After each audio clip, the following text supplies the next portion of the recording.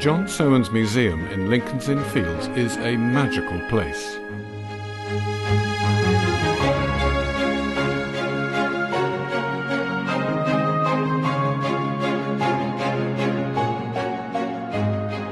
Filled with magnificent spaces and intricate architectural details, it's home to an extraordinary collection of paintings, sculptures and artifacts from all over the world.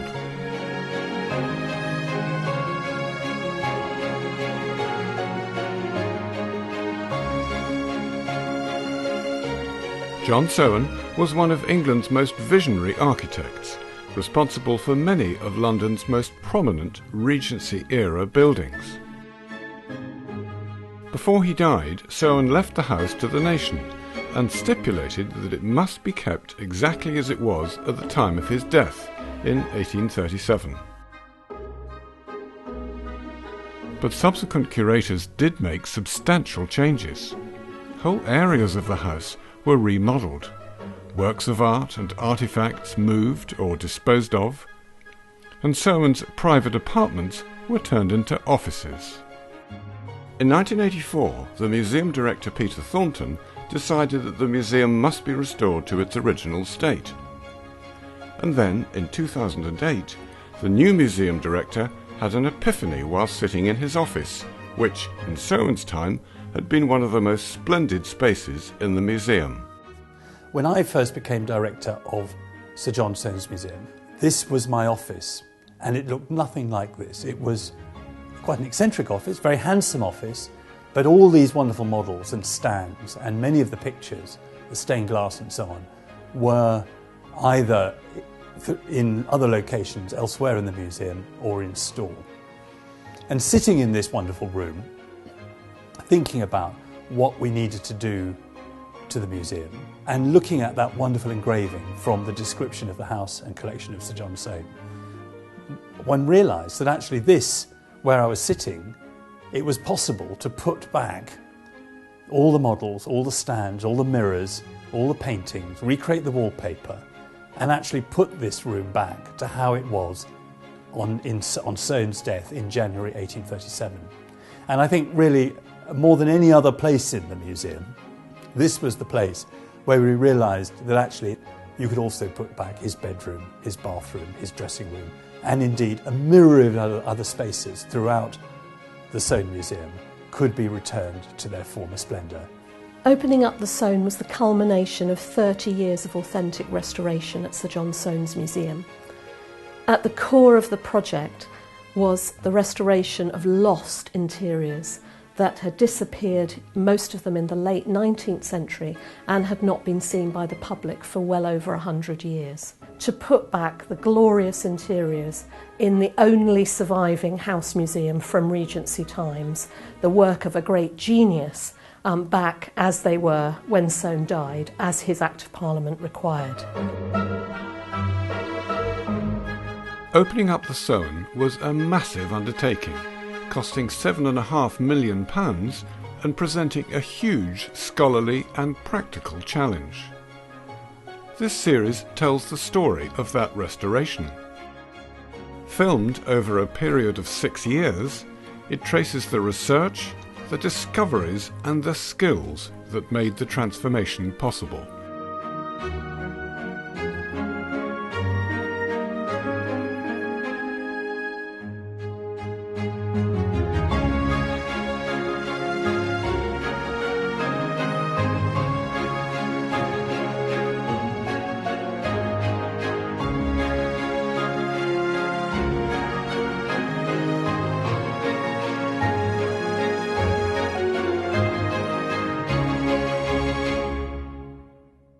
The result of opening up the Soane is just absolutely amazing. The project has won awards, but for me it's not really about that. It's about putting this glorious place back as Soane left it. I felt always that we had a duty to the memory of Sir John Soane and to his genius to make sure that his one supreme legacy, this museum, was left as he intended, and not left in some sort of degraded, compromised state, which was really how it was when I joined the staff 30 years ago.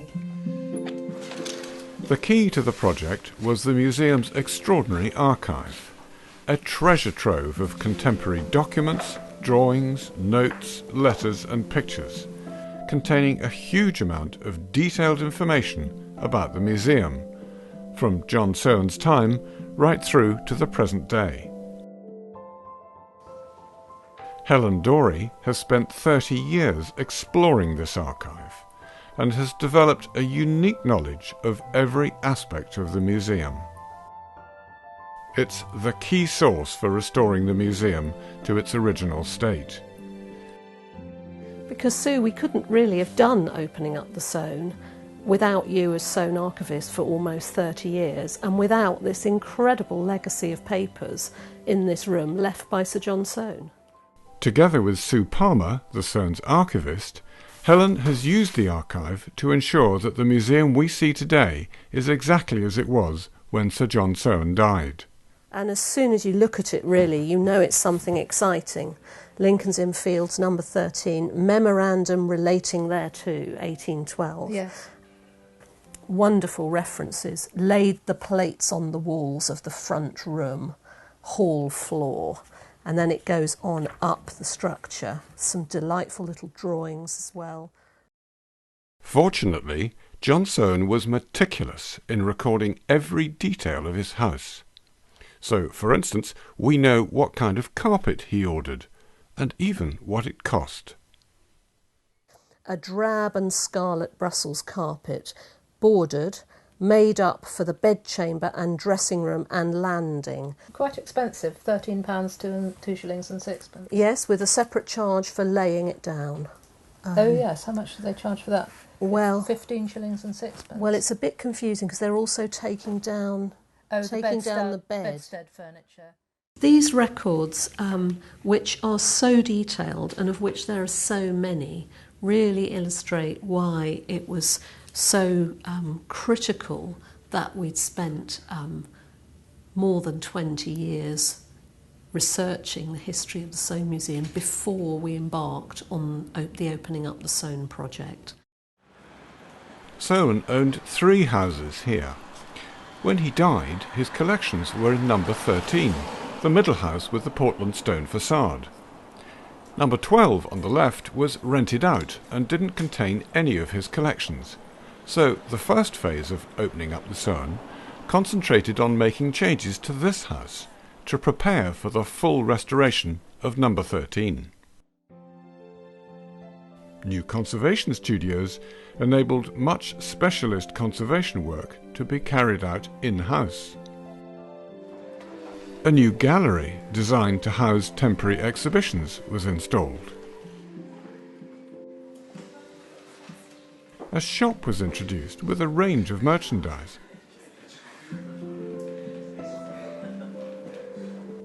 In the first new building for 100 years, a passageway was created to connect numbers 12 and 13. And an ingenious design enabled a lift to be installed without compromising the traditional atmosphere of the house. The lift was squeezed into an old shaft that had been created from a stack of closets. With these works at number 12 completed, attention turned to restoring the iconic interiors of number 13. One of the most challenging projects was the restoration of 2 of Sir John Soane's most intricate spaces. They are 2 little recesses that lie just off the staircase of number 13, the Tivoli recess, and, on the floor below it, a shrine to England's most famous dramatist. The Shakespeare Recess is a very, very complex little space. Sir John Soane took essentially 2 broom cupboards, closets, and turned them into not just this recess but the one above in 1829. And the Shakespeare Recess was at that time a china closet. So when he did this work, he kept that idea by putting a big cupboard at the back of the closet and then building a tribute to Shakespeare around it.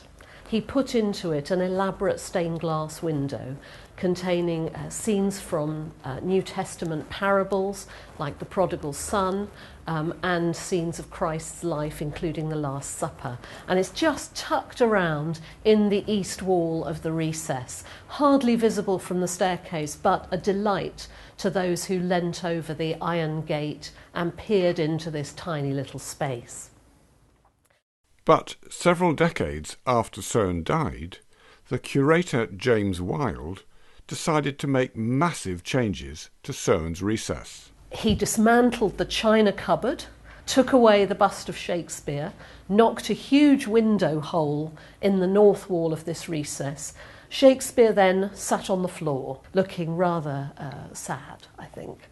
So it lost all sense of anything like a shrine, which was how Soane intended it to appear. The recesses are in a narrow brick extension at the rear of the museum. James Wilde's alterations included taking 2 feet off the back of the extension. So what Wilde did was he removed 2-3 foot off the back of the north elevation of the building and completely changed those interiors. So the Tivoli recess and the Shakespeare recess were completely altered in their character, which was quite a dramatic alteration to the Soane interiors, a bit of vandalism, you might say.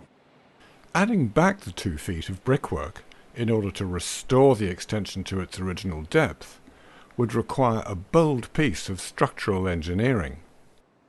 The rear of the museum is a sea of skylights, and one of them sits directly beneath the brick extension and lights an anteroom that Wilde put in and which is now Grade 1 listed.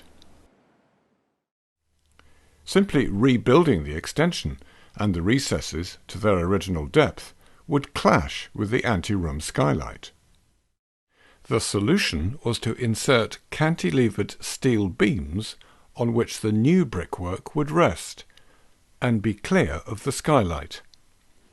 Not an easy task in a 200-year-old building, but the result works beautifully.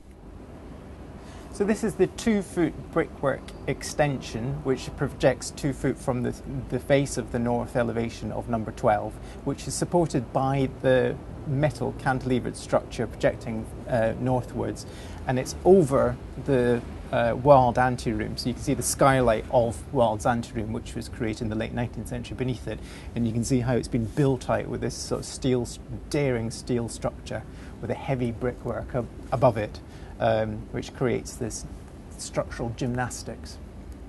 We were quite concerned about structural movement with this. You tend on old buildings not to use steel if you can help it. Steel's very hard and rigid and doesn't move, so if there's any movement, it tends to be sort of a major cracking or catastrophic sort of problems which occur. So it was worrying. With the recesses restored to their original size, work could now start on putting back all the elements that Wilde had removed. The stained glass from Soane's original window survived in store, with the exception of 5 pieces, which we decided we would attempt to recreate. To understand how these 5 missing pieces should look, Helen initially turned to the watercolours painted during Soane's lifetime. One very useful indication in this view is the layout of the stained glass, and that agrees with what's shown in the inventory record drawing that was made just before Soane's death, so that's very useful indeed. That inventory is possibly the most important book in the archive. This is one of several copies of the inventory of the contents of Soane's museum that was drawn up at around the time of his death. This is really the holy grail for anyone investigating the history of the arrangement of Soane's collections, which is what I have been investigating for almost 30 years. From it, you can trace the patterns of the hanging of objects in every interior in Soane's house. It contains wonderful diagrams of the stained glass. It was these detailed drawings that enabled the Soane to commission the restoration of the window. They turned to a specialist stained glass conservation company in Hertfordshire, Chapel Studio. By 2012, Chapel had almost finished the restoration and would soon return the window to the Soane Museum. Recreating the missing panels had been a complex journey. It started with the Soane researching and providing Chapel with sketches of the appropriate style and approach on which to base the new panels of the two missing saints. Because we had the two original panels of St Paul and St Andreas to work from, we needed to replicate the style that the artist had originally used when painting those. So first of all, we needed to match the pigment to the original pigments used, which involved a lot of testing. I sort of raided the cupboards in Chapel and some of the really old pigments that were surviving here, just to get the right tone as close as I could. Chapel have a rare and extensive collection of pigments, all of them slightly different colours, some of which date back over 50 years. Rachel will have to test many of them on sample pieces of glass before she finds an exact match. Once the correct pigment is identified, Rachel mixes the first of 3 separate layers, or mats, that will be applied to the glass. I'm going to give it a really slight chop and grind on the palette to make sure all the bumps and lumps are smoothed out. For this first mat, Rachel will mix the pigment with a solution of vinegar and acetic acid. So I'm just going to drop a little bit of that in. We want a really nice smooth consistency, so when we apply it to our glass, we're able to achieve a really nice, soft, smooth, matte finish. Okay, I'm just loading my brush, making sure that it's got a nice, even amount of pigment in there ready to apply on here. We want to have an even layer of pigment over the whole glass, as smooth as possible. This is my badger brush. So I'm now just going to work that pigment so it's even all the way across and there's no tied lines. So when you come to work it later, picking it out, you've got a nice uniform finish to work from. Then we leave it to dry. Once this first vinegar mat is dry, Rachel places it over the master sketch of St Matthias, which she will use as a template. She can now start etching away some of the vinegar mat to begin the process of creating the image of the saint.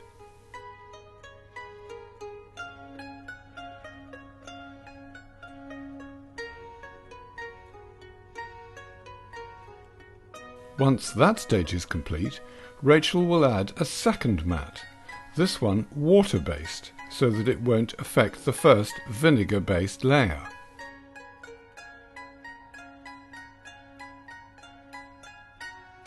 Once that's dry, she can continue the etching.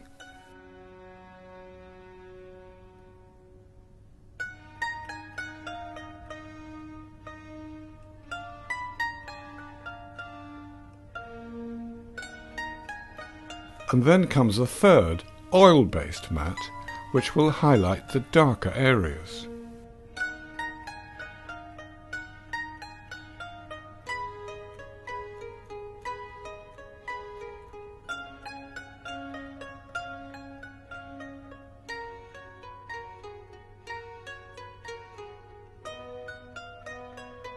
And finally, the completed piece is fired.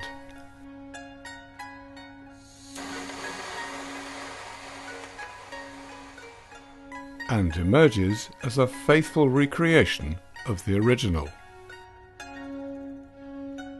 So that was quite challenging to work exactly as the artist had worked all those years ago, and make it look convincing.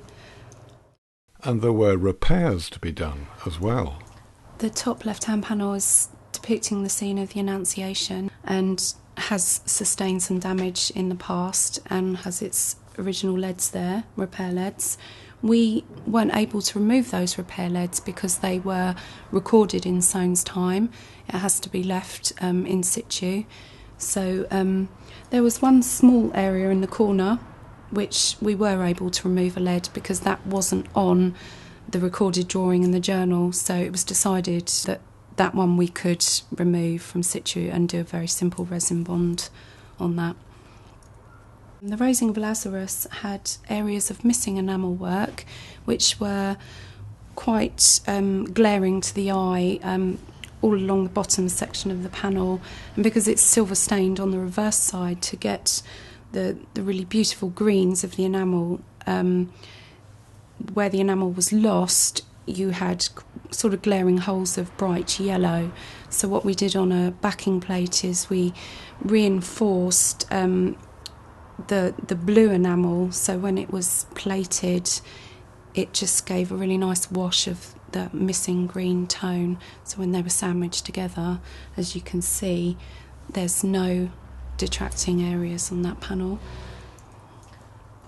The Last Supper had a crack straight across the front of that panel with quite a large repair lead.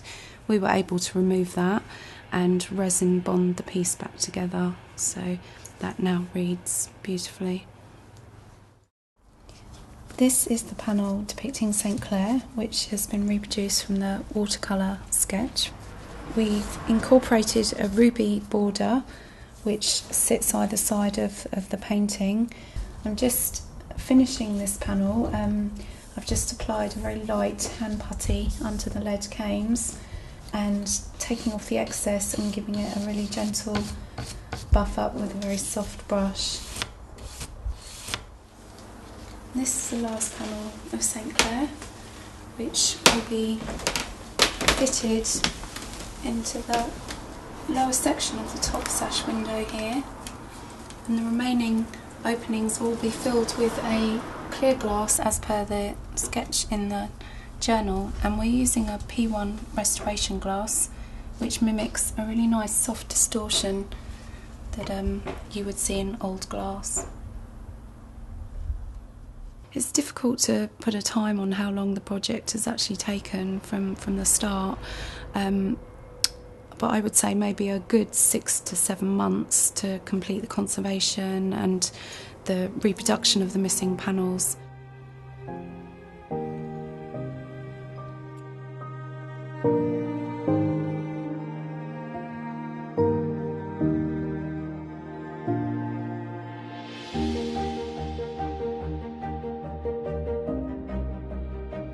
Directly above the Shakespeare Recess sits another of Soane's exquisite small spaces, the Tivoli Recess.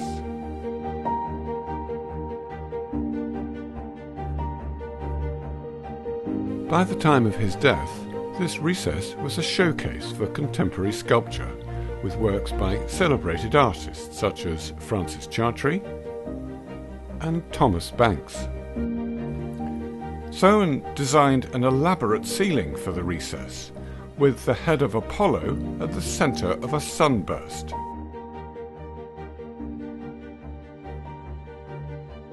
And eagles and snakes featured in each of the corners.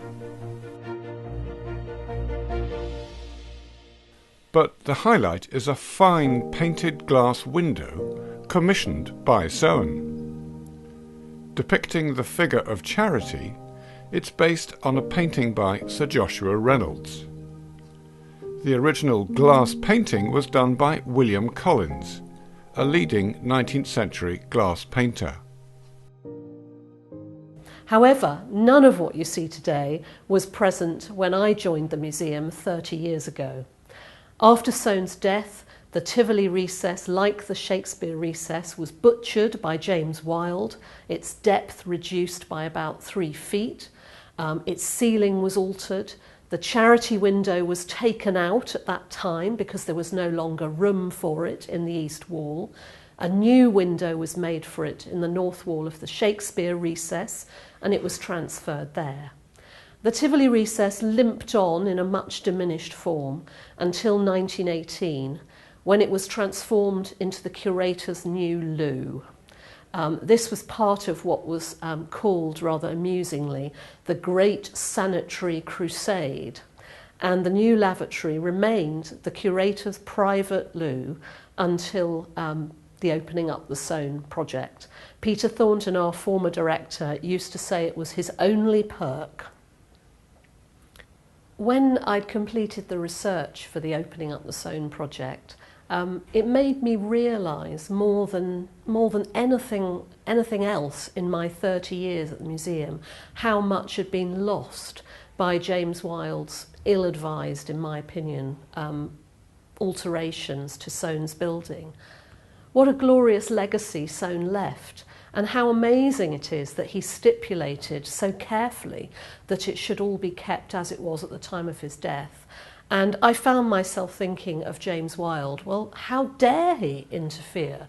And how dare he rework the production of a genius like Soane? And how dare he compromise the appearance of the only Regency townhouse museum to survive anywhere? And that made me so determined that we really must stick to our policy of returning the museum to its appearance at the time of Soane's death, as he wished, and that we had to honour his memory in that way.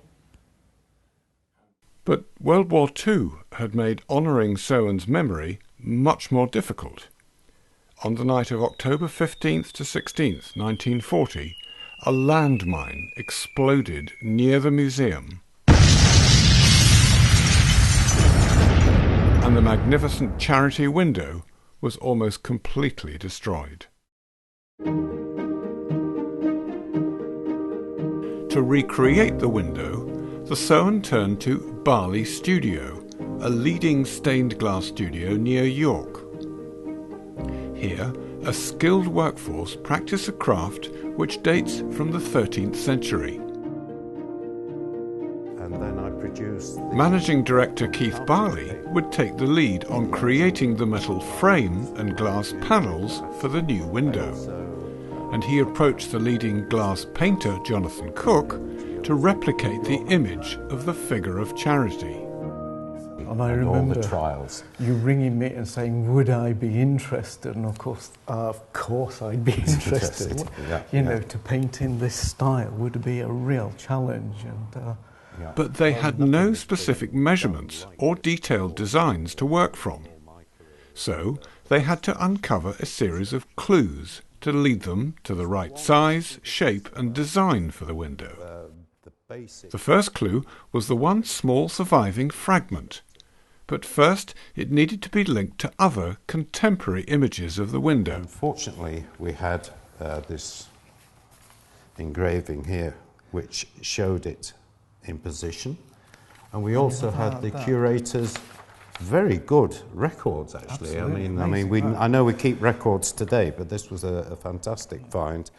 This small surviving piece of the window is clearly visible in the original watercolour of the Tivoli Recess as a decorative panel underneath the main painting of Charity. It could also be compared to the detailed drawing of the window dating from 1837.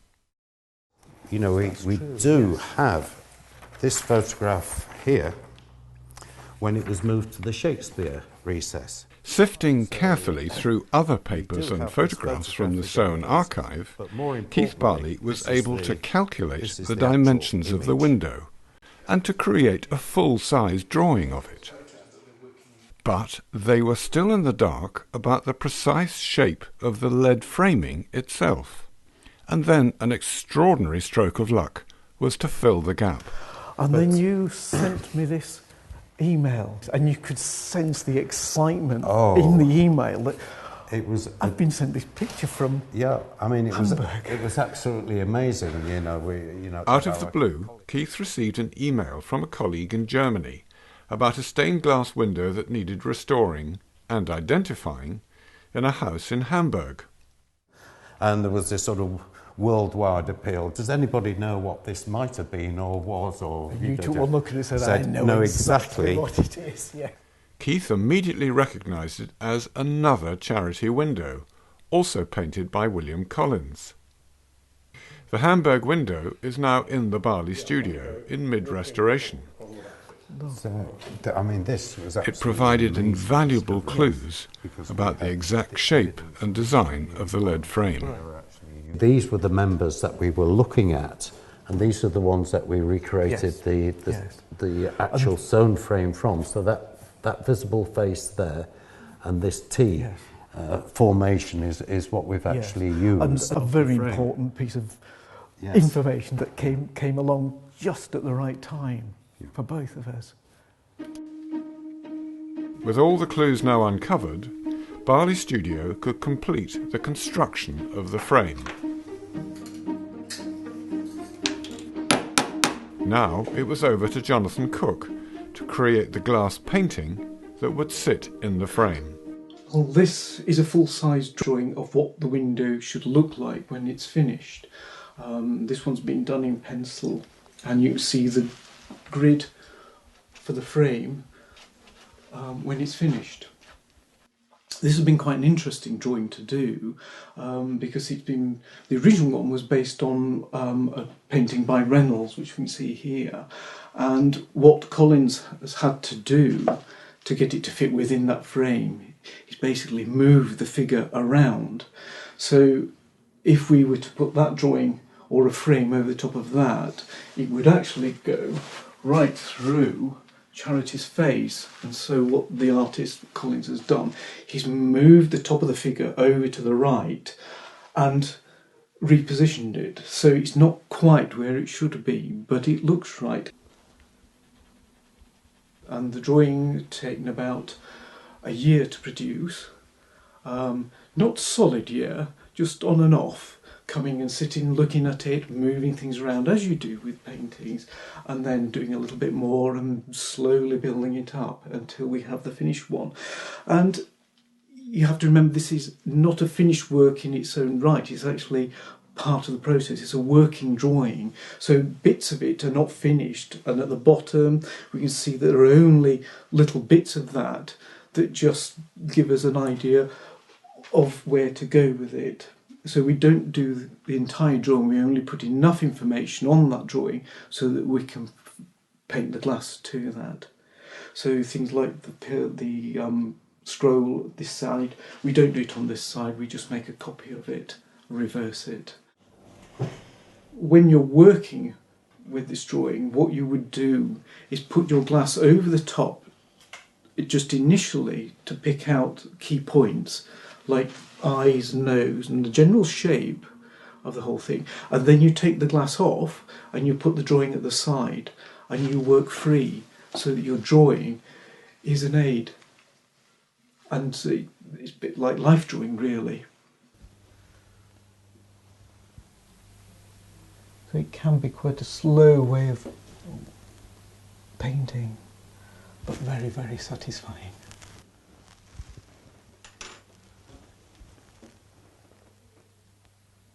Sable hair, a bit like combing hair really. It softens it and gives you that very fine texture. It looks more like real hair.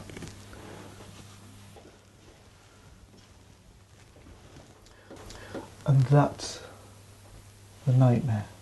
A little hair, and you literally have to drag it out of the paint, because if you leave it, because the oil dries so slowly, you get little halos appearing around the paint. But of course this is a nightmare that glass painters have always had to deal with. It's the nature of the beast. The Soane project has been very interesting because we've not really painted glass in this way for nearly 200 years. It's more like porcelain painting, but because we've not worked in this way for so long, we've actually had to spend quite a bit of time trying to find a way of painting in the same way that Collins worked originally. And that's involved doing quite a lot of research, reading books, manuals from the late Georgian period. From that, we were able to find out some of the oils, water, mediums that they use for mixing the paint, because the paint itself is just a powder. And so we have to mix the powder with different mediums, with water, vinegar, oil, what have you. And you see from my shelf full of pots of paint, they come in different colours, but not that many colours. We really just have black and brown to work with, and variations of black and brown. Mixing the paint up is the crucial bit. Now, traditional glass painting involved using the paint mixed with, certainly in the medieval period, with urine or wine or something like that. By the 19th century, they were using all sorts of things to mix the paint with, but in the late Georgian period, they were using oils in a very particular way. And it's that we have difficulty replicating. So, from reading manuals way back, we were able to find out the oils that they did use, which were turpentine and an oil they called amber oil. Well, amber oil is quite interesting because it's the oil that Salvador Dali used exclusively for most of his paintings, and they talk about using it for glass painting, but the modern equivalent doesn't seem to work, so I've had to find different oils to do the same thing. Basically something that is very slow drying. And therein is part of the problem, because it's slow drying, it attracts dust as well, which is a bit of a nightmare if you get dust in the paint. It's a bit like the film, it's the agony and the ecstasy, because you're discovering ways of working that haven't been used for hundreds of years, but the agony is that you're not certain whether you're doing it exactly right, and so you keep playing around with it, moving it forward. It's always sort of one step forward, 2 steps back, and then you make another 2 steps forward and 1 step back, and it's always like that. And just at the point you think you've cracked it, something creeps in to think, no, they didn't quite do it like that, and so you're off again. And you just keep experimenting with different mediums, different brushes. The number of brushes that I've had to experiment with from different types of hair have been quite an eye-opener, because traditional glass painting, you tend to stick with certain types of hair, certainly for softening the paint. Badger hair was the one that you're always taught that would really soften the paint, which are basically decorators' brushes. But for this type of painting, badger hair's too rough, it's too scratchy. And so we've been experimenting, and I found an amazing brush that will soften and stipple the paint. And policemen will notice what that is. It's actually a fingerprint brush that they use for dusting, for fingerprint. But for softening the paint and just gently stippling, it's perfect, and it's just squirrel hair. To me, painting, whether it's glass painting or easel painting, watercolour, it's about technique, it's about understanding the materials. If you understand the materials, then you can do a lot with it. If you don't understand materials, you're struggling all the time. But then, right at the end of the project, with the completed window ready for installation, there was one more surprise to come.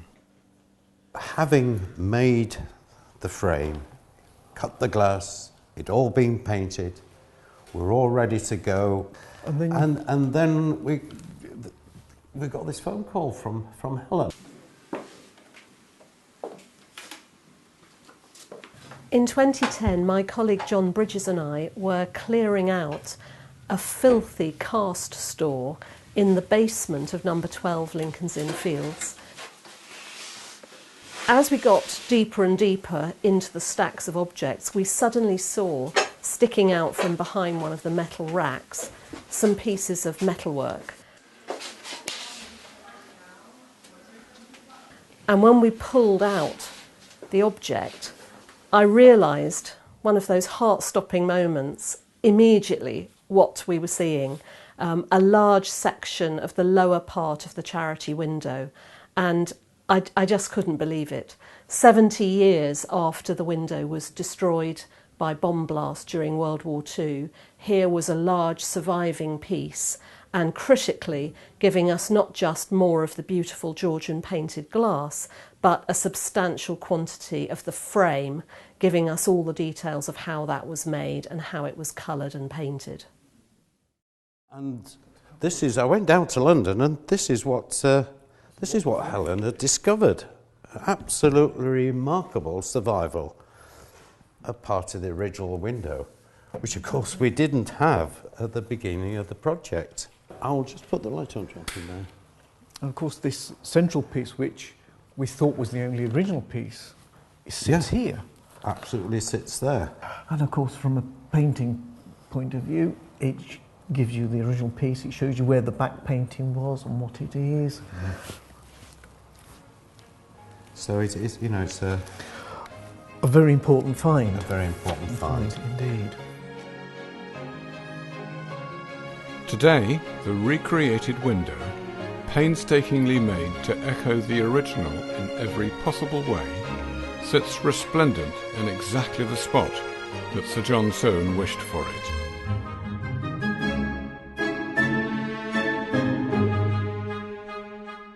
In the next episode of Opening Up the Soane, we see how this magnificent ceiling was restored.